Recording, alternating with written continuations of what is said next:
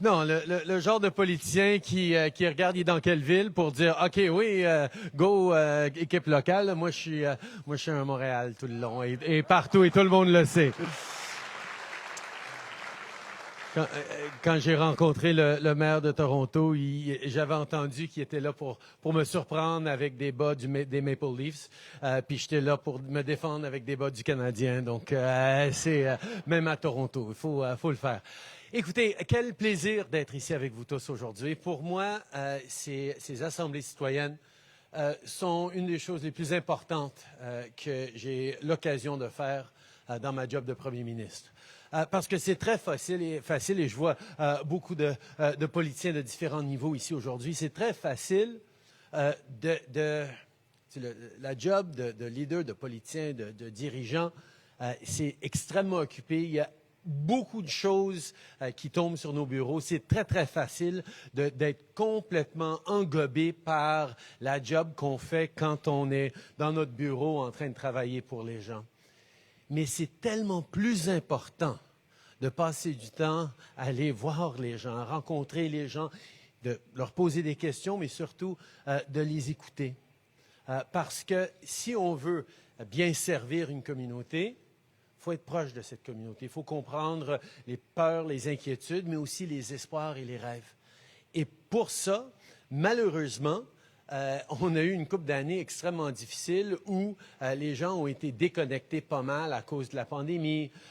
Et maintenant, on est connecté par médias sociaux, mais les médias sociaux deviennent de moins en moins fiables au niveau d'influence et de vérité qui se partagent. C'est tellement plus important de pouvoir avoir des conversations en vrai sur les enjeux qui vous préoccupent. Parce qu'il y a beaucoup de choses qui sont en train de se passer dans le monde aujourd'hui. On est dans une ère très compliquée, que ce soit la menace des changements climatiques qui plane sur tout, qui nous amène des impacts concrets, pas seulement maintenant et dans les années à venir, mais pour les décennies à venir. On est en train de vivre les séquelles de la pandémie. Et malheureusement, ce ne sera probablement pas la seule pandémie par laquelle on va devoir passer dans les années à venir. Et c'est pour ça que d'avoir appris nos leçons et de s'ancrer dans la science et la médecine, les experts, c'est super important. On est encore en train de vivre des conflits un peu partout dans le monde, particulièrement dans l'est de l'Europe, en Ukraine, où l'invasion de la Russie, c'est un problème local, c'est sûr, mais ça démontre à quel point les régimes autoritaires sont encore en train d'essayer d'imposer leur volonté par force. Ils ne partagent pas nos valeurs. Ils pensent que de bafouer la règle de droit et la droit international, c'est une bonne façon d'avoir des avantages pour eux-mêmes. Il va falloir que nous tous nous repoussons contre cette réalité-là. Plus proche de chez nous, on est en train de vivre une hausse des coûts de la vie, une hausse des taux d'intérêt, des incertitudes par rapport au marché du travail qui est en train d'évoluer. On a des vraies préoccupations par rapport à notre place dans le monde et où est-ce qu'on s'en va. Et c'est pour ça qu'avec toutes ces inquiétudes et ces anxiétés, c'est extrêmement important de pouvoir avoir des rencontres, des conversations pour que j'entende directement de vous vos préoccupations, mais aussi que je puisse peut-être partager un petit peu ma perspective sur où est-ce qu'on est en train d'aller et comment on va y répondre. L'autre enjeu, c'est que je sais qu'on est avec des jeunes, on est avec des gens qui travaillent avec les jeunes, des jeunes qui eux-mêmes enseignent le leadership, qui sont entraîneurs, qui sont coachs, qui sont intervenants communautaires, des gens qui se dédient à leur communauté. Et ça, c'est une chose qui me rassure profondément, de voir les communautés à travers le pays se doter de gens qui sont impliqués et connectés à la communauté. C'est important, vous savez, de savoir que de changer la communauté, d'améliorer le monde, c'est pas fait par quelqu'un d'autre, un premier ministre, un président, un groupe de ministres en quelque part, là. C'est fait par nous tous, à tous les jours, avec les choix qu'on fait, avec l'implication qu'on a dans notre communauté en tant que prof, en tant que coach, en tant que conseiller municipal ou mairesse. C'est tous ces enjeux-là qui ont cet impact dans le monde autour de nous. Parce que les gros défis auxquels on fait face, ça n'a pas été une personne qui a pris une décision, puis tout le reste en découle. Ça a été des millions de petites actions conscientes ou inconscientes qui nous ont amenés dans la situation complexe dans laquelle on se trouve aujourd'hui. Alors, de pouvoir décortiquer ça un petit peu, d'entendre vos préoccupations, de répondre un peu à vos questions, c'est quelque chose qui va m'aider dans le travail que je fais. Mais surtout, c'est quelque chose que j'espère va vous donner un peu plus confiance dans ce que vous êtes en train de faire à tous les jours pour avoir un impact positif dans le monde et de voir à quel point c'est important puis ça compte. Alors sur ça, on va commencer les questions, pas plus compliqué que ça. Merci. Je vais commencer ici puis je vais faire le tour après. Est-ce qu'il y a quelqu'un qui a une question pour moi ici? Oui.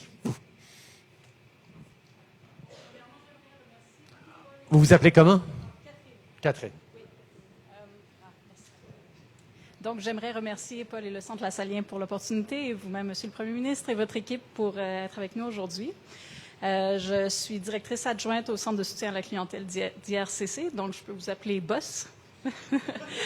Et j'habite le quartier. J'ai une fille à l'école Collège Reine-Marie qui est juste à côté voisin ici. Et elle joue aussi avec l'équipe de basketball Les Monarques depuis plusieurs années, qui est un staple, on va dire, dans le quartier Saint-Michel. Elle avait une question pour vous, donc je l'ai enregistrée comme elle ne peut pas être avec nous. Est-ce que c'est correct si je m'approche juste pour vous montrer la vidéo ou bien je peux le mettre peut-être ici? Okay. Bonjour, Monsieur le Premier ministre. Je m'appelle Eliana et je suis en secondaire 1 à l'école Reine-Marie. Et j'ai remarqué que dans l'école, il n'y a pas beaucoup de personnes de couleur. Et j'aimerais savoir qu'est-ce que vous faites pour vous assurer que tout le monde ait les mêmes opportunités, que ce soit au niveau scolaire, au niveau universitaire ou au niveau travail, et que tous les jeunes de couleur ou tous les adultes de couleur aient la possibilité d'avoir les mêmes opportunités que d'autres personnes. Voilà. Merci. Elle s'appelle comment? Eliana. Eliana. C'est correct si je filme votre réponse parce que je vais le montrer ce soir avec Tout d'abord, Eliana, merci beaucoup pour ta question. C'est une question extrêmement importante. Vous savez, on est très fiers de notre diversité au Canada. Ça a toujours été quelque chose qu'on a pu célébrer, de dire que la diversité, ça fait notre force. Que ici, dans ce pays, on peut démontrer que la diversité, les différences peuvent être source de force et pas source de faiblesse. On a vu au cours des générations les gens venir au Canada, au Québec, de partout dans le monde et bâtir une vie pour eux, pour eux-mêmes, mais contribuer à la communauté, contribuer à ce que notre pays devienne aussi réussi qu'elle l'est. Et on sait qu'on fait cette diversité mieux au Canada que quasiment n'importe où ailleurs dans le monde. Mais ça ne veut pas dire qu'il n'y a pas énormément de défis et de racisme systémique à l'intérieur de nos institutions. Il faut souligner tout d'abord que le racisme systémique, ça ne veut pas dire que tout le monde à l'intérieur de nos institutions sont racistes. Ça veut dire tout simplement que nos institutions, en général, ont été créées il y a des décennies, il y a des générations des fois, sans tenir compte des intersectionnalités, sans tenir compte des expériences de vie différentes de différentes personnes. Donc, grosso modo, nos institutions ont été faites pour des hommes blancs, en général. Et à cause de ça, elles ne s'adaptent pas toujours très bien à la réalité et l'expérience vécue de personnes d'autres origines, d'autres perspectives. Et donc, nous devons être conscients du travail que nous devons faire pour s'assurer que ces institutions sont un meilleur reflet de la société en général, c'est-à-dire d'assurer que le leadership, les intervenants, les gens qui travaillent, que ce soit dans nos corps policiers, que ce soit dans notre système de justice, que ce soit dans nos institutions médicales, nos systèmes de santé, que ce soit à l'intérieur de nos instances politiques ou nos instances scolaires, qu'il y ait d'abord cette diversité, pas juste ethnique ou culturelle, mais d'expérience qui ramène et qui apprend et qui s'ajuste aux réalités vécues des gens. Et c'est comme ça, en sachant, tu sais, je je suis une des personnes qui croient que le Canada, c'est facilement le meilleur pays au monde. Mais ça ne veut pas dire qu'on est parfait. Loin de là. Et une des choses qui fait de nous un des meilleurs pays au monde, c'est qu'on sait qu'on a encore du travail à faire pour se perfectionner, et on le fait. On s'y engage à tous les jours pour réfléchir à ces expériences vécues, pour pas se dire que notre expérience, c'est la seule expérience. Et ce qu'on est en train de vivre, que ce soit au cours des dernières années avec Black Lives Matter, que ce soit sur toutes les discussions sur la discrimination contre les personnes transgenres, que ce soit au niveau juste de l'équité salariale, puis la protection de la femme et l'égalité homme-femme, on comprend qu'on a du travail pour réduire des barrières, pour améliorer le fonctionnement de nos systèmes. Et vous savez, au Canada, on passe beaucoup de temps à se dire « Ah, on est bien au Canada », qu'on n'a pas la même historique ou les mêmes défis qu'ils ont aux États-Unis au niveau de la race. C'est sûr, on n'a pas les mêmes défis, on a des défis différents. C'est sûr que par rapport au peuple autochtone, on a énormément de travail encore à faire, mais c'est pas vrai non plus que l'expérience d'être noir au Canada, pour être direct pour Eliana, est 100 000 fois meilleure que d'être noir aux États-Unis. Peut-être un peu meilleur de temps en temps, mais pas assez pour qu'on se dise « Ah non, on n'a plus rien à faire pour lutter contre le racisme au Canada ». C'est pour ça qu'en tant que gouvernement, on a reconnu le racisme systémique, les biais inconscients, le racisme anti-noir qui existe au Canada et sur lequel il va falloir qu'on continue d'œuvrer et de travailler. On s'est doté d'outils au cours des dernières années, des stratégies de lutte anti-racisme, des stratégies d'éducation, de s'assurer que dans nos choix de leaders dans les différentes positions gouvernementales, ce soit plus au reflet de notre pays. Mais Eliana, je vais être honnête, il y a encore beaucoup de travail à faire. Puis je compte sur des jeunes comme toi qui sont prêts à affronter et dire que le monde devrait être meilleur, puis qui est prêt à pousser dessus. Je te remercie pour sa question et pour ta maman qui est venue nous l'apporter aujourd'hui. Merci. Prochaine question. Oui, monsieur.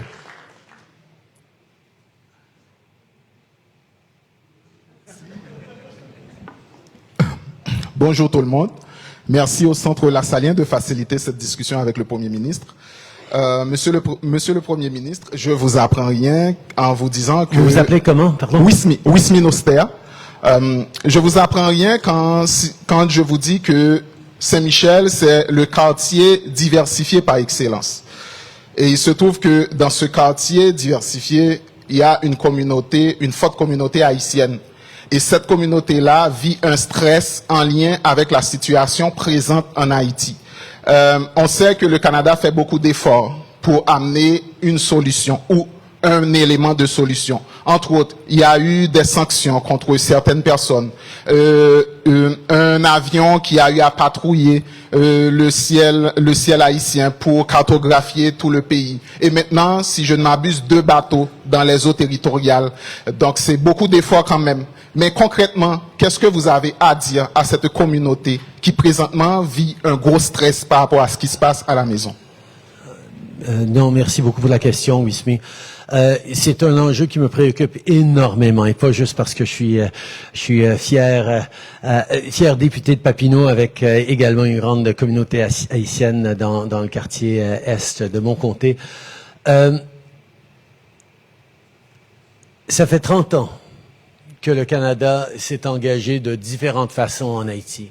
On a été là après le terrible tremblement de terre, mais on a été aussi là avec des militaires pour stabiliser. On a été là avec des policiers pour aider à la formation. On a été là avec des gardiens de prison. On a été là avec des investissements médicaux. On est là avec la communauté internationale depuis 30 ans, depuis plus que 30 ans, pour essayer de stabiliser la perle des Antilles. Et on est quand même rendu aujourd'hui où on est maintenant. Et je comprends à quel point les gens commencent à être désespérés que peut-être ça changera pas et ça s'empire, surtout ces jours-ci.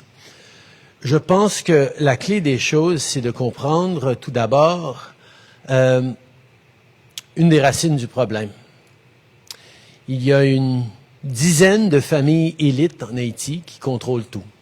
La politique, les gangs, la situation de sécurité, les infrastructures commerciaux, l'économie haïtienne. Et ces gens-là sont bien protégés dans leur château, disons, sans avoir à se préoccuper de la misère qu'est en train de vivre le peuple haïtien ces jours-ci.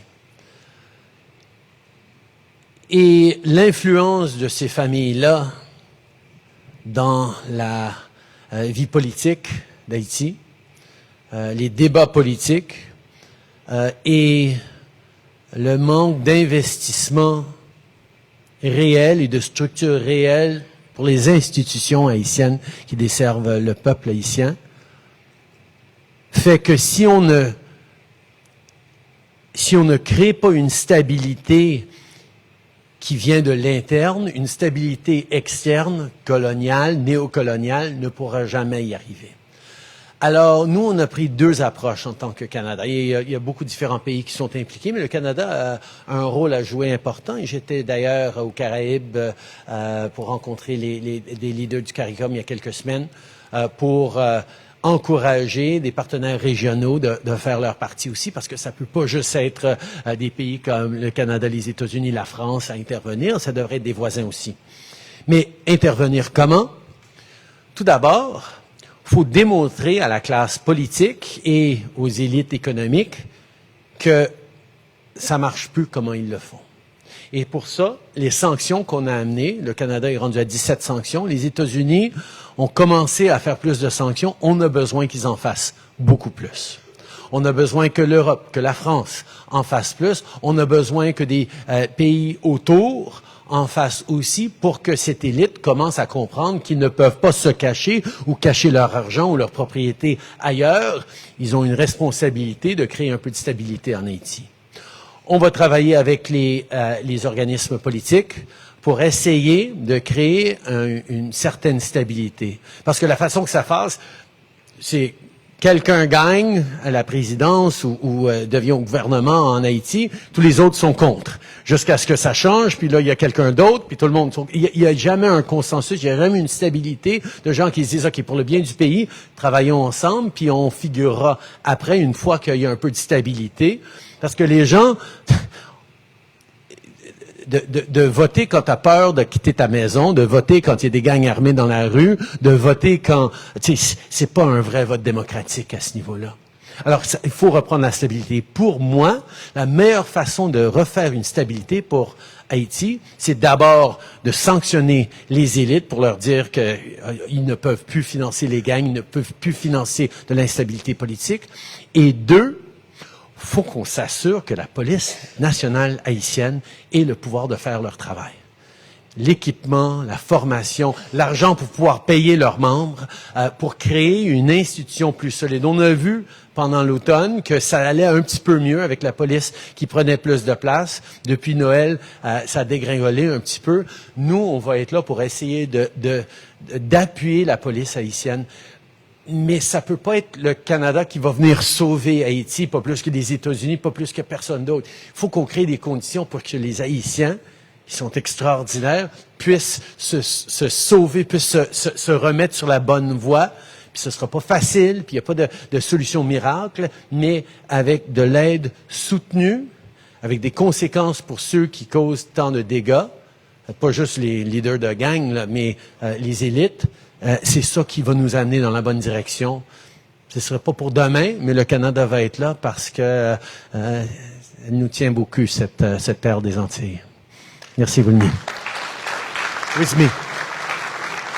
Une autre question. Stéphane. Question ici. OK. Question ici. Oui, voilà. Tu t'appelles comment, toi? Marie-Jeanne Boisdanguien. Pardon, Marie? Marie-Jeanne Boisdanguien. Parfait. Oui, en fait, ma question, c'est, dans l'actualité, on parle beaucoup en ce moment des chemins Roxane. Et j'aimerais savoir, c'est quoi votre point de vue et ce que vous comptez faire, notamment pour ces jeunes qui sont sous l'obligation de payer $6 000 par session pour continuer leurs études. Ouais. Merci. Ben, tout d'abord, parlons du chemin Roxham. Le Canada est un pays qui croit profondément à l'immigration. C'est un pays qui a été bâti énormément de succès et de richesses sur l'immigration. Et on est aussi un pays qui est signataire de conventions à l'international d'accepter de défendre les réfugiés. Les réfugiés, c'est par définition des gens qui fuient la terreur, la guerre, qui n'ont pas de pays eux-mêmes, qui sont dans la misère absolue. Et le Canada a une responsabilité, on en prend plus que notre part depuis bien des années, de gens qui viennent d'endroits dans le monde où ils font face à des défis extraordinaires. Mais une partie de notre principe de réfugié, c'est que quiconque est sur un sol canadien peut dire « je suis réfugié et je cherche l'asile ». Et nous, on a une obligation, c'est dans nos valeurs, c'est dans nos principes, que quand quelqu'un lève la main et dit « je suis réfugié », on évalue leur dossier. On est en train de voir si c'est vraiment des réfugiés, parce qu'il y a des gens qui font face à des défis, mais qui sont pas... Un réfugié, c'est quelqu'un, par la définition, qui ne peut pas être protégé par son propre pays. On pense à des pays où la communauté LGBT est tellement harcelés par la police, par les instances politiques, que leur pays ne le protège pas, ça fait d'eux un réfugié. Ou une minorité ethnique qui est attaquée par la majorité ethnique, c'est pas cette majorité-là au gouvernement qui va protéger cet individu. Alors, devenir et être réfugié, c'est plus que juste pas avoir d'argent dans ses poches. C'est quand ton gouvernement, ton État, te met en danger et te met à risque. Alors, nous, en tant que pays, signataires de bien des conventions internationales, quand quelqu'un est sur le sol canadien et dit « je suis réfugié », on est obligé, et c'est dans nos valeurs, d'évaluer cette demande de réfugié. Or, pendant extrêmement longtemps, le Canada a eu un positionnement géographique extrêmement protégé contre des arrivées irrégulières. 2 gros océans de chaque côté, l'océan Arctique en haut, et un pays plus peuplé et moins froid, directement en nord-sud. Il n'y avait pas beaucoup de gens qui arrivaient directement de façon irrégulière au Canada. Mais depuis quelques années, on ne va pas parler trop de ce qui s'est passé aux États-Unis pour que des gens commencent à venir au Canada, mais il y a de plus en plus de gens qui ont fait le choix de venir au Canada.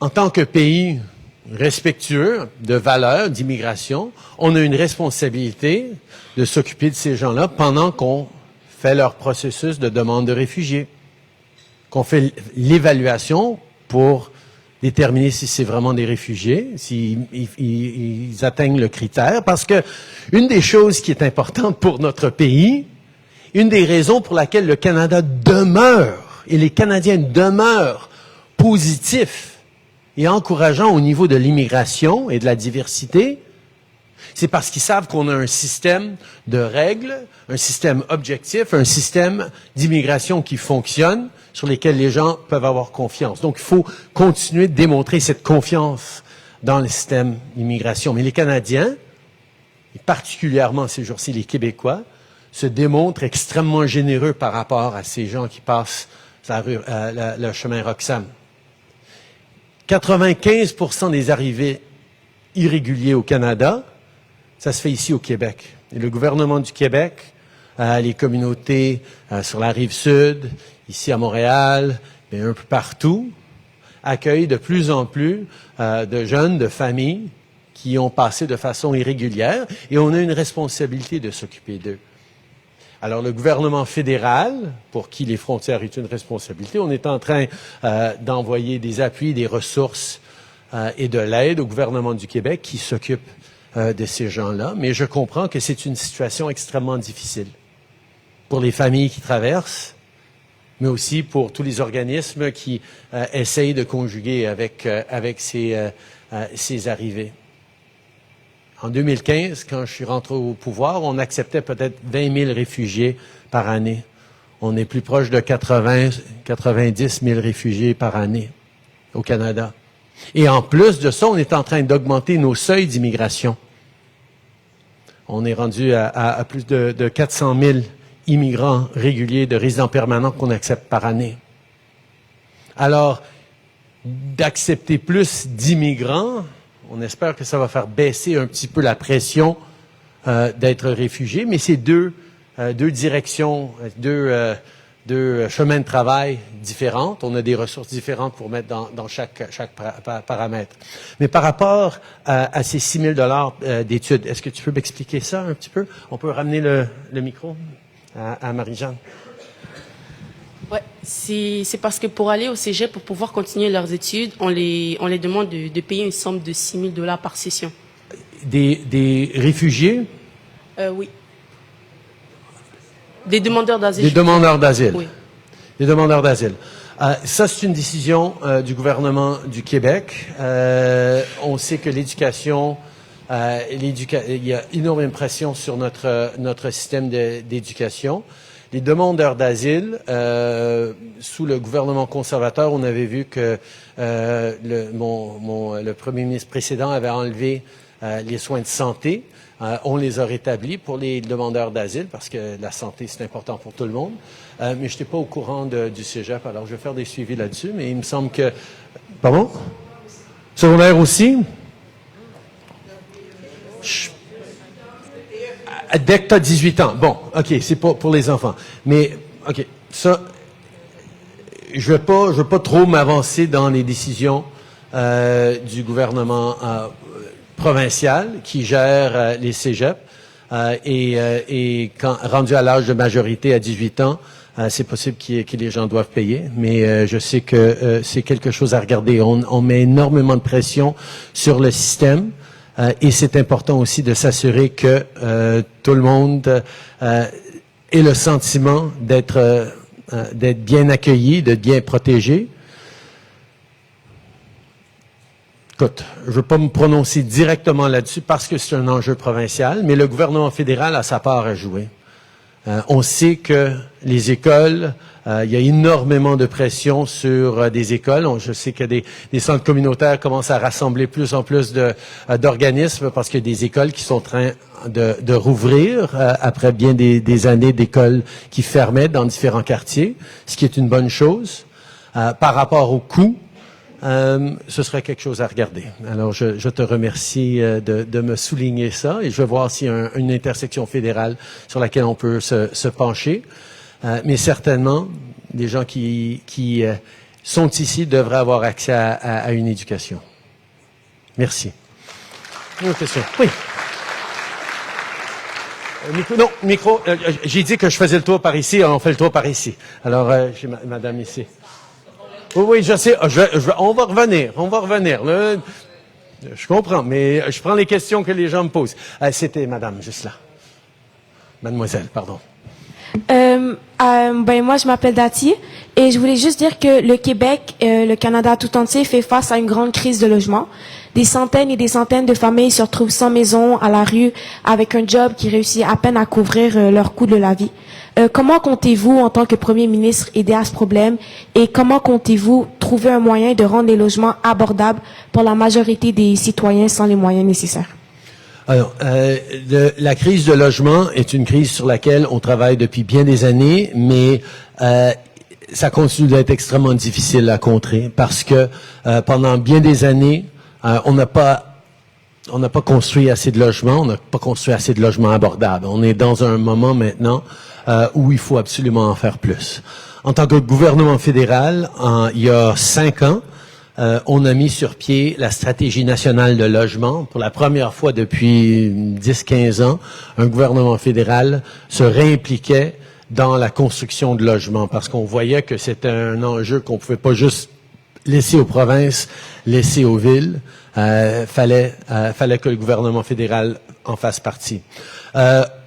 On est en train de créer plusieurs programmes où on travaille avec les villes pour créer des logements de façon rapide et abordable. Ça, c'est pendant la pandémie, ça a énormément bien marché. Ça va continuer de faire pour créer plus de logements rapides. Mais on est aussi en train d'investir 4 milliards de dollars, justement encore une fois pour les municipalités, pour qu'il y ait construction de nouveaux logements. On sait que chaque fois qu'il y a une construction, on devrait être en mesure de s'assurer qu'il y a une proportion de ces logements qui vont être abordables. On sait que le logement, c'est pas juste un problème, c'est aussi une solution. C'est à la base de toute stabilité pour une famille, pour un individu, de pouvoir aller chercher plus d'éducation, un meilleur emploi, un peu de stabilité pour pouvoir contribuer à élever sa famille, à contribuer à la communauté. Donc, on est là pour faire notre partie, pour travailler avec la province, pour travailler avec les municipalités, pour livrer plus de logements abordables. Un des gros défis, c'est qu'il y a une pénurie de main-d'œuvre en construction. Et à ce niveau-là, c'est drôle parce que les gens disent, si on a une pénurie de logements, on ne devrait pas être en train d'amener plus d'immigrants. Mais la réalité, c'est que d'amener des gens qui peuvent travailler en construction, ça va nous aider à plus construire de bâtiments, de s'assurer qu'on est en train de croître de la bonne façon. Mais évidemment, faut bien juger et il faut bien investir. Donc, on continue d'être là. On est là aussi avec de l'aide directe aux familles. On a annoncé il y a une couple d'années une allocation pour le logement pour aider les familles qui peinent à pouvoir payer le loyer, à avoir un peu plus d'argent, qu'on a bonifié à l'automne avec un 500 $ de plus. Mais c'est vrai que c'est difficile maintenant, et c'est pour ça que la meilleure façon de s'en sortir, ça va être de créer plus de logements, augmenter l'offre en logement, s'assurer que ces logements abordables soient faits et aussi s'assurer d'une croissance économique où les gens peuvent avoir de meilleurs emplois dans leur communauté, dans leur région, d'investir aussi dans le transport collectif et s'assurer qu'il y a une densification autour du transport collectif. Il y a beaucoup de différents éléments au niveau du logement. Si je disais, OK, il y a une chose qu'on peut faire pour résoudre, tu me croiras pas, parce que c'est pas une chose qu'on peut faire, et pas juste une chose qu'un gouvernement peut faire. Ça prend tous les différents paliers de gouvernement, ça prend différents outils, et ça prend une volonté politique que nous avons et qu'on est en train de pousser sur les autres paliers de gouvernement d'avoir aussi. Et merci beaucoup pour la préoccupation. Merci. Hey.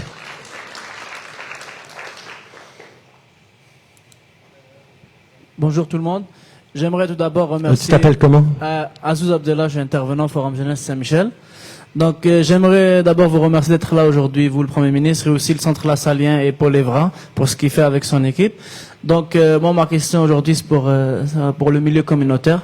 Beaucoup de centres communautaires rêvent d'avoir leur toit à Saint-Michel, car aussi les centres communautaires, ils ont une crise de logement où ils trouvent pas où avoir de local, où ils n'ont pas de budget pour avoir de locaux. Et vu que Saint-Michel, c'est un quartier issu de beaucoup de diversité et il y a beaucoup d'inclusion dans ce quartier-là, on a besoin que ces centres communautaires aient au moins un petit espace pour l'avenir de nos jeunes, qui sont tous là aujourd'hui. Donc, ma question serait, en tant que Premier ministre ou en tant que député de Papineau, est-ce que vous pourrez vous engager pour ce projet et pour aider les milieux communautaires de Saint-Michel? Très bonne question. Merci, Azouz. Je sais très bien, forcément, que les centres communautaires sont en défi de disparition, juste à cause, comme j'ai dit, de bien des écoles qui étaient utilisées comme centres communautaires avant, qui ont besoin de locaux pour la croissance démographique, ce qui est une bonne chose. Je vois Annie Sanson et Laurence qui travaillent dans le comté de Papineau. On avait un centre La Jeunesse qui est rendu maintenant école, encore une fois. Et on oublie à quel point, oui, on a besoin d'écoles pour nos jeunes, évidemment, mais on a aussi besoin de soutien de locaux communautaires où des activités, comme on voit ici au Centre Lassalien, puissent se dérouler pour les jeunes. C'est essentiel pour créer des communautés en santé, pour pas seulement les jeunes qui vont, mais pour créer des opportunités pour des un peu moins jeunes de développer leur carrière, leur capacité professionnelle et d'être engagés envers leur communauté pour toute leur vie. C'est une ressource énorme sur laquelle je pense que les gouvernements, des fois, ont tendance de prendre pour acquis. Malheureusement, des fois, on sait que les gouvernements ressentent des pressions pour investir, pour répondre à des problèmes quand il y a une crise. Et les centres communautaires et les intervenants communautaires font un travail extraordinaire pour essayer d'éviter que ces crises deviennent des crises profondes. Et le danger, c'est que si jamais le système s'écroulait, si jamais les gens dans le communautaire vraiment faisaient face à encore plus d'épuisement qu'ils font aujourd'hui, avec encore moins de ressources qu'on aurait, les problèmes que ça causerait dans nos communautés, dans nos villes, à travers le pays, seraient énormes. Et pour éviter ça, il va falloir absolument qu'on investisse dans plus de locaux. Je sais que ça fait partie des priorités du gouvernement fédéral d'investir dans des locaux pour des organismes communautaires. C'est pas toujours facile, mais de travailler avec la municipalité, avec le gouvernement du Québec pour avoir des programmes pour créer plus de locaux. On en a besoin. On a besoin pour pouvoir continuer à bien servir les citoyens comme vous faites. Alors, oui, on continue à travailler là-dessus. Merci. Oui, toi. Derrière toi. Bonjour, Monsieur le Premier ministre. Donc, je me présente, je m'appelle Angie, puis j'étudie présentement en secondaire 5. Donc, je pense que je ne vous apprends rien en vous disant que le nombre de personnes touchées par les problèmes de santé mentale continue d'augmenter malgré les ressources mises en place, autant chez les jeunes que chez les adultes. Que comptez-vous faire pour contrer cet enjeu et pour continuer d'offrir de l'aide à ceux dans le besoin? Oh, super question, Angie. Et c'est drôle parce que depuis quelques années que je fais ces assemblées citoyennes, c'est presque toujours des jeunes, et ça depuis peut-être 10 ans, qui me parlent plus de santé mentale que les générations plus vieilles. Et je pense que ça souligne à quel point il y a eu une déstigmatisation de ce dont on parlait moins dans le temps. Mais les jeunes sont aussi beaucoup plus actifs et plus ouverts à dire « OK, j'ai besoin d'un peu d'aide, je me sens pas bien maintenant, j'ai besoin d'avoir plus d'appui. » Et c'est une très, très bonne chose. Mais on a des systèmes de santé qui n'ont jamais été à la hauteur des ressources nécessaires pour les soins de santé mentale. Malheureusement, on comptait d'une certaine façon sur la stigmatisation pour que les gens ne lèvent pas la main pour dire, ou que très peu de gens disent « OK, on a besoin d'aide ». Et à cause de ça, on n'a jamais été assez bon pour investir dans les soins de santé mentale. Mais particulièrement maintenant, à la sortie de la pandémie, où il y a énormément de défis d'anxiété, des défis de dépression, des défis à plein niveau de santé mentale, où il va falloir qu'on investisse. Et donc, on est en train de le faire. C'est le provincial qui livre les soins de service, les soins de santé, mais le gouvernement fédéral a un rôle à jouer pour s'assurer que les gens reçoivent les soins nécessaires et que on fasse ça de façon équivalente à travers le pays. On a signé récemment des ententes avec les provinces et les territoires pour investir plus dans les systèmes de santé. Nous, on a visé 3 différents enjeux en particulier. D'abord, accès à des médecins de famille. Pour avoir accès à des médecins de famille, on sait que ça empêche de devoir se rendre dans les urgences pour des choses qui sont peut-être pas aussi urgentes, mais vous avez nulle part autre où aller. On sait que d'avoir un bon médecin de famille ou une équipe de soins primaires, ça fait une grosse différence. En ligne, les travailleurs, les professionnels des soins de santé qui ont besoin de relève, qui ont besoin d'être bien soutenus. On a besoin de s'assurer d'en embaucher plus pour nos systèmes et de mieux les payer. Alors ça, c'est la deuxième priorité. Mais la troisième priorité, c'est au niveau des soins de santé mentale. On sait que la santé mentale, c'est la santé. C'est relié à tout. Et donc, ça sert à rien d'avoir un système de santé pour garder les gens en santé si on n'est pas là avec les outils nécessaires pour appuyer la santé mentale. Particulièrement chez les jeunes, il a été prouvé que si on aide les jeunes qui commencent à vivre des moments de défi au niveau de la santé mentale, quand ils ont 15 à 25 ans, si on les donne les outils dès le début pour pouvoir dealer avec, pour pouvoir apprendre comment bien s'encadrer, bien traiter, bien avoir de l'appui, ils vont être sur les meilleures pistes pour le restant de leur jour. Alors, particulièrement au niveau de la santé mentale des jeunes, on est là. On est là, pas là pour livrer les services, ça c'est les provinces qui font ça, mais on est là avec de l'argent pour investir et on est là pour s'assurer que les données et les renseignements au niveau de la santé soient collectés à travers le pays pour voir vraiment qu'on est en train de faire une différence, que c'est en train de livrer ces services-là et que c'est efficace à travers le pays. Merci beaucoup pour ta question, Edgy. Et on continue ici. Oui, monsieur. Question de P3P. Est-ce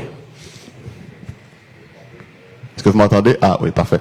Alors moi, mon nom c'est Joël. Je travaille pour l'organisme Pour 3 points. Comme vous le savez, Monsieur le Premier ministre, Pour 3 points, c'est un organisme qui offre de la formation aux entraîneurs sportifs pour qu'ils aient un impact positif auprès des jeunes, particulièrement en milieu défavorisé. Et d'ailleurs, il y a plusieurs entraîneurs ici qui sont avec nous cet après-midi. Puis ce qu'on constate... Ouais, on peut les applaudir, ouais, c'est pas cool. Et ce qu'on constate en les côtoyant au quotidien, et moi-même, je suis entraîneur de basketball, c'est que, d'un côté, tout le monde est d'accord pour affirmer que les entraîneurs font partie des adultes les plus significatifs dans la vie des jeunes, et que le sport est un levier puissant de réussite scolaire, puis offre des outils à des jeunes pour juste devenir des meilleures personnes dans la vie, right? Mais ce qu'on constate aussi, c'est que les ressources qui sont consacrées aux entraîneurs et la reconnaissance aussi aux entraîneurs, à mon avis, est insuffisante, que ce soit par le manque de ressources financières, juste de rémunérer convenablement les entraîneurs, ou le manque de juste reconnaître leur travail, ce que nous, on aime appeler la professionnalisation du métier d'entraîneur. Dans les écoles, souvent, ce qu'on constate, c'est que les entraîneurs il y a tout le reste du staff, et il y a les entraîneurs qui sont là le soir, puis qui, bon. Fait que, dans le fond, j'imagine que ma question pour vous, c'est, est-ce que vous êtes conscient de cet enjeu-là? Puis, est-ce que vous avez un plan d'action, une stratégie pour mieux encadrer ceux qui, on pense, font une différence majeure auprès des jeunes? Alors, merci beaucoup, Joël. Une question superbe. J'ai longtemps travaillé avec les jeunes avant d'aller en politique moi-même. J'ai été prof au secondaire en Colombie-Britannique et j'ai vu à quel point des fois ça en prend pas beaucoup. Là, t'as pas besoin d'avoir un déclic avec tous tes profs. Là. Des fois c'est juste un prof, un enseignant, un coach qui fait toute la différence dans la vie des jeunes. Et souvent, quand tu parles à quelqu'un plus tard, tu dis, OK, qu'est-ce qui t'a vraiment marqué? Qu'est-ce qui t'a mis sur le bon chemin quand t'étais jeune?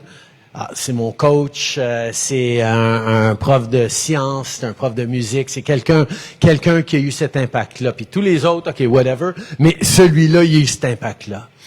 Et c'est parce qu'il y a un message profond quand des jeunes se sentent vraiment vus par quelqu'un, ils voient que la société ou que le système est réellement préoccupé par leur sort, par leur bien-être, et motivé pour bien les encadrer. Il y a plein de raisons pourquoi les jeunes peuvent regarder le monde autour d'eux et dire, OK, ils s'en foutent carrément de moi, là. À un moment donné, je vais être important si je réussis, si je vais à l'université, si je deviens banquier. OK, là, je vais avoir peut-être de la valeur. Mais d'ici là, la société ne me valorise pas. Et ça, là, c'est tellement une perte potentielle de direction et de valeur pour les jeunes. que d'avoir des adultes qui se dédient à ces jeunes-là et qui les encadrent de la bonne façon, qui les encouragent. Ça fait toute la différence pour le monde dans lequel on va se retrouver dans 20 ans, dans 30 ans, dans 40 ans. Et oui, pour beaucoup des enseignants, peuvent faire ces différences-là. Mais c'est pas tous les jeunes qui vont trouver ce déclic dans des salles de classe.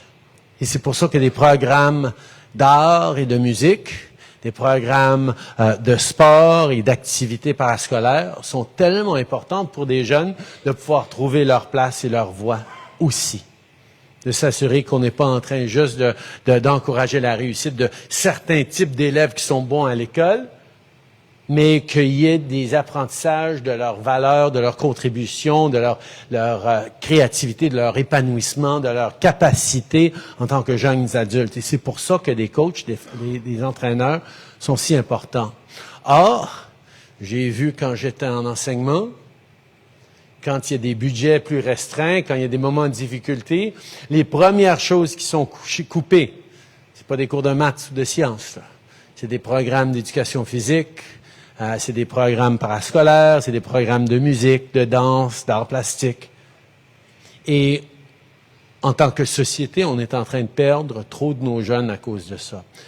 Alors, pour moi, particulièrement au niveau du sport, ça prend des investissements, ça prend une valorisation, ça prend une reconnaissance, pas seulement des bienfaits du sport, qui sont énormes, mais aussi de ce qu'on évite comme impact nocif sur la société en ayant le sport.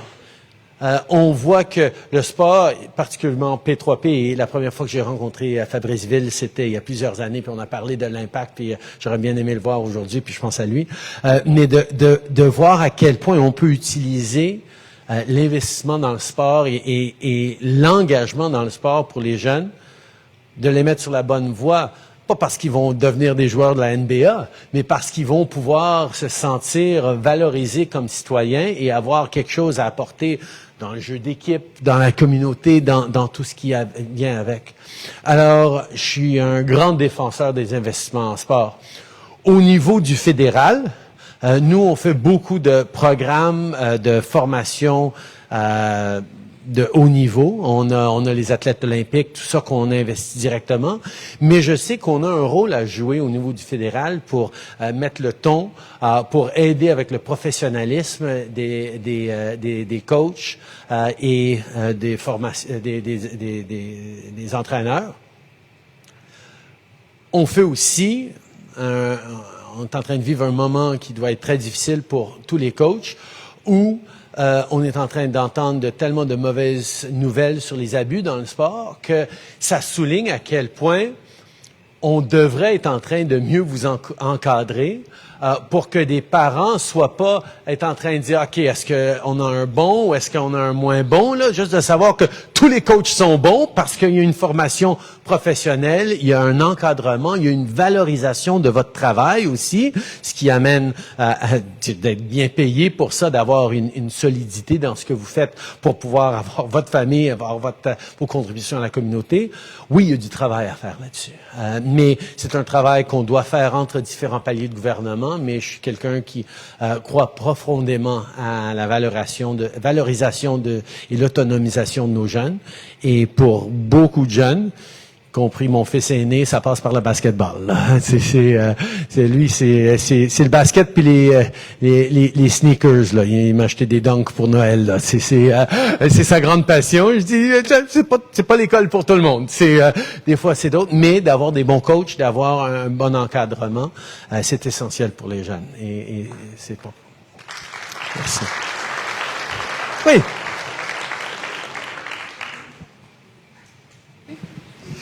Bonjour, merci d'être avec nous aujourd'hui. Donc, moi, c'est Nora Jones. Je suis directrice générale d'un organisme à but non lucratif qui s'appelle l'Esport Vidassana, dont dans votre comté à Papineau. Dans le fond, ma question est plus poussée, dans le fond, quand on parle de ressources pour le sport. Donc, nous, on sait déjà que, en tant que gérer un organisme, pour aller chercher les ressources, parce que nous, on fait des parascolaires soit à Montréal, on fait des parascolaires à Pevernetuk et Nukjuak. On en fait beaucoup. Mais pour aller chercher des ressources, il y a beaucoup de fardeaux administratifs qu'on doit faire pour aller chercher les ressources.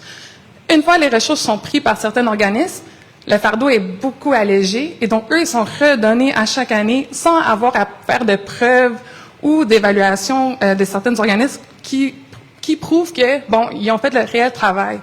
Donc, il fait en sorte que c'est plus difficile pour les nouveaux organismes et les ressources sont moindres aussi pour nous. Donc, ma question à vous, c'est comment vous pouvez faire en sorte qu'il y ait une bonne évaluation des organismes qui ont déjà reçu le financement et comment aussi éliminer certains fardeaux pour des organismes qui veulent pouvoir faire des demandes pour recevoir du financement. C'est une question qui va au cœur du défi d'être au gouvernement. C'est qu'on a une responsabilité de s'assurer qu'on est en train d'investir l'argent des contribuables dans des bons organismes avec les bons résultats, mais on veut que ces organismes qui le méritent aient accès facilement à cet argent-là. Puis c'est toujours une question de trouver l'équilibre. On peut pas juste donner l'argent à tout le monde comme ça. Il n'y a pas personne qui demande ça non plus. Mais en même temps, il faut qu'on s'assure de bien gérer ces ressources-là. Pour moi, un élément extrêmement important, c'est d'avoir des gouvernements qui travaillent mieux avec le communautaire pour écouter, pas juste créer de la paperasse sans comprendre l'impact. Un gros organisme, des YMCA, ils peuvent, des patrouilles, ils ont les ressources pour pouvoir remplir des formulaires de demandes de subventions, de dons de programmes. Un petit organisme qui a un petit coin de gymnase à tous les mardis soirs, par exemple, n'a pas nécessairement quelqu'un à part un autre coach pour remplir toute cette paperasse-là. Puis s'ils sont en train de faire ça, ils sont pas en train de s'occuper des jeunes. Alors, de regarder comment on peut faciliter la tâche. C'est surtout en s'assurant qu'on est bien implanté dans le milieu. C'est pour ça que le programme d'emploi d'été qu'on a au niveau du gouvernement fédéral, on encourage tous les députés et leurs équipes d'être proches sur le terrain pour s'assurer que les organismes à qui on donne des jeunes pour les programmes d'été soient en train d'être les bons, de bien livrer. Mais souvent, on a des discussions avec Service Canada qui disent « Ah, OK, ça, c'est un bon organisme. » Service Canada, vous n'êtes pas allé visiter cet organisme-là. Nous, on le sait, ils sont en train de faire des bonnes choses là et des moins bonnes choses là. Alors, ça prend cette connexion sur le terrain. Ça prend des gens qui sont pas juste en train de regarder les dossiers comme si c'était juste la paperasse, mais qui sont là pour visiter la communauté. Mais pour ça, ça prend des effectifs mieux distribués. Ça prend des avancées au niveau de la technologie aussi pour pouvoir faire ça en ligne plus facilement. Ça prend des ressources sur le terrain. Et la réalité, c'est que ces jours-ci, d'amener des gens sur le terrain, c'est plus difficile. Suite à la pandémie, il y a bien des fonctionnaires qui aiment ça travailler de chez eux, même pas venir au bureau. Il va falloir qu'on ramène un peu les gens au bureau pour ensuite les connecter avec la communauté. Mais ça demeure un problème au niveau provincial, même au niveau municipal. C'est sûr que le municipal, c'est un gouvernement plus de proximité. Il y a plus de chances qu'ils le voient. Mais le plus les gens sont impliqués, vont vers leurs députés fédéraux, provinciaux, le plus on s'assure que notre fonction publique est en train d'être réellement à l'écoute sur le terrain, le mieux on va régler ou diminuer ces défis-là. Il y a deux enjeux aussi. Nous, on veut créer des gros programmes qui arrivent à voir tout le monde. Ça, c'est bon. Mais on sait que certaines communautés et certains genres de petits organismes n'ont pas la capacité de pouvoir aller chercher ces argents-là. Et des fois, il faut créer des programmes plus ciblés pour un style d'organisme ou des organismes plus petits. Ça prend plus de ressources de la part du gouvernement, mais on l'a fait une couple de fois avec différents programmes, puis on peut toujours chercher à continuer de le faire. Mais ma grande recommandation et mon grand effort de mon bord, c'est de s'assurer que les fonctionnaires voient un petit peu plus ce qui est derrière la paperasse Et ma recommandation pour vous autres en tant qu'organisme, c'est d'aller utiliser vos députés, vos élus municipaux et fédéraux pour aider à naviguer et démontrer que vous êtes en train de faire des bonnes choses. Merci beaucoup. Oui, monsieur. Bonjour, mon nom c'est Edouard. Je suis un enfant du quartier. Je coach pour 3 points malgré que j'ai pas le t-shirt aujourd'hui. Et jusqu'avant la pandémie, je coachais ici dans le quartier avec les Monarques de Saint-Michel. Puis étant prof dans une école défavorisée, on voit l'école à 3 vitesses, mais on voit aussi l'embourgeoisement des sports où est-ce que ça devient de plus en plus cher pour un jeune de jouer à un sport. Donc, qu'est-ce que vous allez faire pour pallier sans que ça soit trop dur pour un parent de garder son enfant dans le sport? Parce que si la première chose que le parent peut pas garder son enfant dans le sport, mais il traîne dans la rue. Donc, qu'est-ce que vous allez faire pour pallier ce niveau pour que tout le monde puisse avoir accès à un sport, même s'il est élite, mais qu'il n'a pas le budget pour, les parents n'ont pas le budget pour. Merci. Merci, Eva.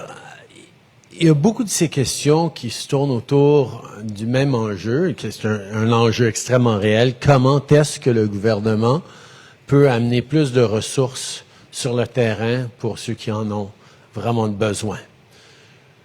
Ultimement, c'est un choix politique. Ultimement, il faut qu'on s'assure qu'en tant que société, on est en train de valoriser à l'échelle pas juste d'une communauté, mais à la grandeur de la province, à la grandeur du pays, que c'est important comme investissement. Et il y a différents courants politiques ces jours-ci qui gèrent. C'est certain qu'il y a une vision plus progressiste qui existe, qui dit, OK, pour pouvoir créer plus de réussite, il faut investir dans les communautés défavorisées, il faut s'assurer de réduire les barrières, que ce soit des barrières économiques ou des barrières géographiques ou des barrières culturelles à la pleine participation de jeunes dans des pistes positives, pour accéder à des ressources. Et il y a d'autres points de vue qui disent, OK, si on veut de la croissance et des avantages pour les citoyens, il faut investir dans les gens d'affaires, faut créer des emplois, faut créer une structure compétitive dans laquelle ceux qui ont moins de chance, il va falloir qu'ils apprennent à se débrouiller un petit peu mieux. Je suis pas d'accord avec ce point de vue-là. C'est pour ça que je suis libéral. Je crois en investissement. Mais même avec un gouvernement progressiste au fédéral, au niveau provincial, à travers le pays, on voit beaucoup plus de pensée de droite qui prend la place. Et ça, c'est les électeurs qui choisissent. Si, dans une démocratie, on est en train de faire les meilleurs choix possibles, mais si les gens continuent à voter pour des premiers ministres provinciaux qui sont plus conservateurs, c'est extrêmement difficile pour nous de changer cette approche. Mais tout gouvernement est le reflet des désirs et des priorités des citoyens. Et le plus on peut s'assurer que les voix des citoyens, particulièrement de communautés où il y a tellement de défis, comme ici dans le quartier Saint-Michel, soient mis de l'avant et qu'on comprenne que la meilleure façon de bâtir une prospérité pour nos gens d'affaires, c'est d'assurer que chacun a la chance de découvrir son potentiel et de contribuer. Ça fait une société plus réussie pour tout le monde. Alors, c'est pour ça que je suis progressiste, je suis plus de gauche que de droite, parce que je trouve que justement d'investir sur le terrain, de s'assurer qu'avec des choses comme l'allocation canadienne pour enfants, l'enjeu d'amener un style québécois de garderie, de centre de petite enfance à travers le pays, ça va améliorer non seulement le sort des gens à travers le pays, mais ça va créer de l'opportunité pour une croissance économique durable qui touche à tout le monde. Mais c'est un débat politique. Et quand vient le temps d'allouer des ressources, quand vient le temps de miser sur les budgets, on doit regarder quelles seront les priorités des citoyens et qu'est-ce qui va nous permettre de continuer de livrer le genre de gouvernement que les citoyens veulent. C'est pour ça que la politique est si importante. C'est pour ça que de s'impliquer, de voter, d'être actif en tant que citoyen et de dire « Ah non, je veux pas me préoccuper de la politique, moi je veux juste me préoccuper du communautaire », c'est de comprendre que non, pour changer le communautaire, des fois, il faut changer la politique. Alors, oui, on va continuer d'être là pour faire tout ce qu'on peut pour lutter contre la pauvreté, contre la marginalisation, pour lutter contre les iniquités qui existent malheureusement dans certains quartiers comme Saint-Michel, comme Montréal-Nord, comme d'autres endroits. Mais on ne peut pas le faire seul. Et moi, ma recommandation, c'est toujours d'encourager les citoyens de faire partie de l'exercice de choix et de priorisation que les gouvernements doivent faire. C'est sûr que d'être un leader implique des choix quasiment impossibles à tous les jours. Est-ce qu'on en fait plus pour défendre la démocratie en Ukraine parce qu'on sait que ça a un impact direct sur le bien-être de notre monde et de notre pays pour les décennies à venir, que si la Russie gagne, ça va avoir un impact réel, mais ces 500 milliards de dollars ces 500 millions de dollars qu'on envoie pour aider en Ukraine, ou les 3 milliards de dollars qu'on envoie pour aider en Ukraine, c'est de l'argent qu'on aurait pu utiliser ici dans nos quartiers aussi. C'est de l'argent qu'on aurait pu utiliser dans nos systèmes de santé. C'est de l'argent qu'on pourrait utiliser pour lutter contre les changements climatiques. C'est toujours des choix impossibles à faire. Ce qu'on est en train de faire, ce qu'on a pu faire au cours des dernières années, c'est de réduire la pauvreté chez les enfants de plusieurs centaines de milliers de personnes parce qu'on a fait des investissements directs pour aider les familles avec l'allocation canadienne pour enfants. Mais on continue d'avoir des enjeux réels, qu'on va continuer à faire des choix, malheureusement, qui vont pas toujours répondre à tous les besoins nécessaires. Mais c'est pour ça qu'il n'y a pas une personne qui a toutes les réponses comme politicien, mais entouré par une communauté forte et des gens impliqués et des leaders qui disent « ça nous prend plus de ressources, c'est pas juste que les jeunes ici n'aient pas les opportunités ». Ça finit par faire une grosse différence. Alors, je te remercie énormément pour tout ce que tu fais. Alors. Merci. Oui, madame. Bonjour, Monsieur le Premier ministre. Merci beaucoup à Paul Evray, au Centre La Saline, de nous donner cette opportunité de nous exprimer, de prendre la parole puis de faire notre devoir citoyen. Donc, je prends exemple sur ce que vous venez de nous dire. La ministre des Finances, Chrystia Freeland, veut rendre la vie plus abordable et renforcer les soins de santé. Donc, j'ai oublié de me présenter. Je m'appelle Stéphanie Germain et je suis directrice générale d'un organisme à but non lucratif qui s'appelle EduConnexion. Pour faire différent, je ne suis pas de pour 3 points, mais je les aime aussi. Donc, je reviens à ma question. L'enjeu de la violence armée est au cœur de l'actualité et on sait très bien que les déterminants sociaux de la santé, ils prédisposent les communautés issues des quartiers que l'on défavorise, là où j'ai grandi, à Montréal-Nord, et là où est-ce qu'on est aujourd'hui, le quartier Saint-Michel. En tant que travailleuse communautaire et intervenante jeunesse, pour moi, il est impératif que la question de la violence armée soit vue et traitée comme un enjeu de santé publique et pas seulement comme un enjeu de sécurité publique. Alors, Monsieur le Premier ministre, j'aimerais savoir, votre gouvernement a-t-il un plan d'action afin de soutenir les familles qui sont victimes et les jeunes dont l'avenir sont carrément hypothéqués par cet enjeu de violence? Et est-ce que la bonification des services sociaux et des soins de proximité dans les quartiers comme Saint-Michel et Montréal-Nord font partie de vos exigences envers les provinces? Merci.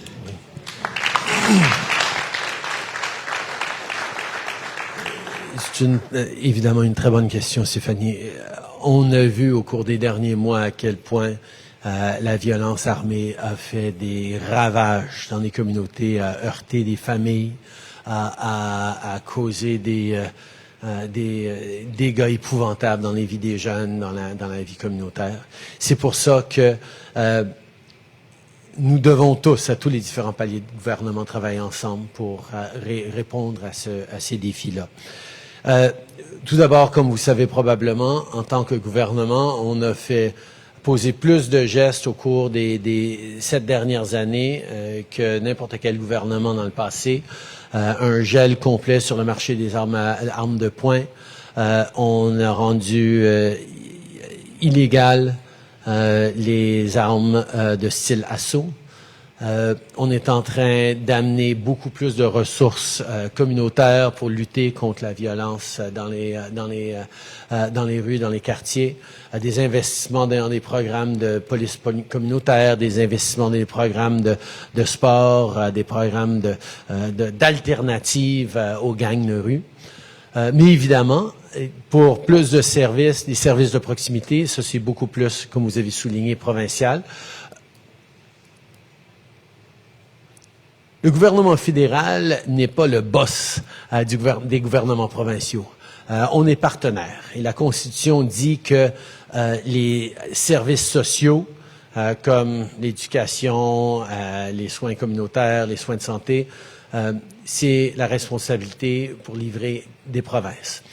Donc oui, on peut être là pour investir et on est là pour envoyer de l'argent aux provinces, mais c'est vraiment au niveau de la province que ces soins-là et ces services-là doivent être bonifiés. Nous, on va travailler très fort pour essayer d'enlever un petit peu les outils au niveau des armes de poing, des armes d'assaut qui sont trop courantes. On va aussi être là pour aider dans l'investissement dans le logement, pour d'aide directe aux familles, que ce soit plus de places en garderie, plus que ce soit plus d'aide directe aux familles avec l'allocation canadienne aux enfants. Mais c'est toujours un partenariat avec les services provinciaux que nous devons avoir. Et je vais continuer d'encourager mes homologues provinciaux d'être actifs et présents là-dedans. Il y a des différences, des fois, d'idéologie à travers le pays. Mais je dois dire que malgré des différences d'opinion assez marquées sur certains enjeux, je travaille très bien avec le premier ministre Legault pour essayer de livrer des choses qui vont améliorer la vie des Québécois et de tous les Québécois. Et on va continuer de le faire. Merci. Je pense que j'avais promis de revenir ici. Oui, je pense qu'on s'approche de la fin en plus. Là. Bonjour, je m'appelle Olivier. J'ai été victime d'une vie privée qui a été brimée lors de mon secondaire. J'ai constaté que des professeurs surveillent au travers des téléphones, des professeurs qui me l'ont avoué, plusieurs professeurs donc j'ai rencontrés, dont un de mon professeur d'histoire qui est rentré en prison pour pornographie juvénile. Moi, j'avais une question dans le fond, c'est qu'est-ce que vous pouvez faire pour assurer la vie privée de tous les jeunes dans le secondaire? Parce que moi-même, j'en ai été victime et je connais plusieurs personnes qui en ont été victimes. Ben, tout d'abord, c'est la responsabilité de tout gouvernement de protéger les jeunes, de protéger tous les citoyens, mais particulièrement les jeunes. C'est pour ça que quand j'étais professeur, quand j'étais enseignant, j'appréciais énormément que c'était une responsabilité légale que j'avais, que si je voyais un enfant arriver à l'école avec un œil au beurre noir ou avec des bleus un peu partout, j'avais une responsabilité légale de le rapporter parce que j'étais peut-être le seul adulte, à part ses parents, qui pouvait voir que cet enfant était pas dans une situation sécuritaire à la maison. Donc, pour moi, d'assurer la protection de nos enfants est extrêmement importante. Et c'est sûr que les crimes de pornographie juvénile, d'abus contre les enfants, c'est des crimes qu'on prend très au sérieux et que nos services policiers poursuivent avec énormément de diligence et d'intensité. Par rapport à la surveillance de téléphone, écoutez, c'est extrêmement important de protéger la vie privée de tout le monde.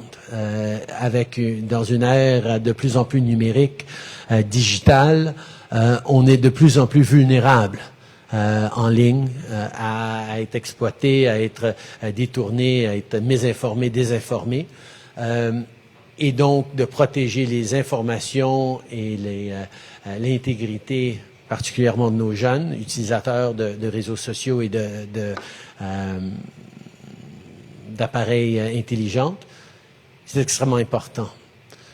Donc, il faut toujours chercher l'équilibre. En tant que parent, j'ai 2 ados, j'essaie de surveiller ce qu'ils sont en train de faire en ligne et dans les réseaux sociaux. Je sais que c'est différent de ta situation, mais j'ai une responsabilité. Est-ce que la société a une responsabilité d'assurer une certaine protection de nos jeunes en ligne? Oui. Est-ce que ça va jusqu'au point où les professeurs devraient être en train de surveiller les téléphones et de regarder dans les téléphones des étudiants? Je pense que c'est une question extrêmement délicate et difficile à répondre. Je ne connais pas toutes les circonstances là-dedans, mais en général, le respect de la vie privée, même des jeunes, doit continuer d'être important parce que l'exploitation de ces informations par des gens qui n'ont pas l'intérêt de l'ado à cœur est un trop grand risque. Veux-tu m'expliquer un petit peu plus ta question, là? En gros, j'ai été dans un collège privé où on avait un ordinateur qui nous prêtait. Puis les soirs, tu voyais la caméra, la lumière de la caméra qui était ouverte. Donc la caméra était ouverte. Je me suis plaint à l'école. Les informations ont pris les ordinateurs de tout le monde, ont désactivé les lumières de la caméra. Ils surveillaient au travers des trucs. Des fois, on pouvait avoir des discussions à la maison entre collègues d'école, whatever. Si je parlais d'un tel professeur ou de quoi, t'arrives à l'école, puis le professeur te fait une intervention par rapport avec ce qu'il te dit. Donc là, t'es chez toi, puis tu sais que tu te fais surveiller au travers de tes appareils électroniques. Pour moi, ça me paraît absolument inacceptable. Je pense que c'est quelque chose qu'on doit absolument prendre au sérieux. C'est sûr que des nouvelles technologies viennent avec des nouvelles capacités sur lesquelles on n'a pas toujours eu à se rattraper en termes de l'encadrement légal. Mais pour moi, ce n'est pas du tout acceptable. Et j'espère qu'il y a des gens qui posent des questions sur ces pratiques-là parce que tu sais, si la police veut enquêter sur un criminel qui décide qu'il veut aller mettre un bug sur leur téléphone de travail, par exemple, ils peuvent pas juste le faire parce qu'ils savent que c'est un criminel. Il faut qu'ils aillent voir un juge pour justifier pourquoi cette invasion de la vie privée est justifiée pour pouvoir contourner le droit à la vie privée de cette personne, même si c'est un criminel connu. Si c'est un criminel connu, c'est peut-être plus facile pour le juge de dire oui, vas-y, mais on a un système qui protège la vie privée. Alors, je ne vois pas pourquoi et comment une école pourrait justifier de faire ça. Je ne connais pas l'école, je veux pas le savoir non plus, c'est pas une responsabilité fédérale, mais les nouvelles technologies amènent toujours des nouvelles capacités pour abus et de manquer de respect pour les droits fondamentaux des autres. Et c'est pour ça que la protection des droits fondamentaux et de vouloir s'assurer des attentes pour les gens d'avoir une vie privée qui est respectée. Pour moi, c'est super important. Alors, merci d'avoir partagé ça, Olivier. Merci pour ta préoccupation là-dedans. Merci.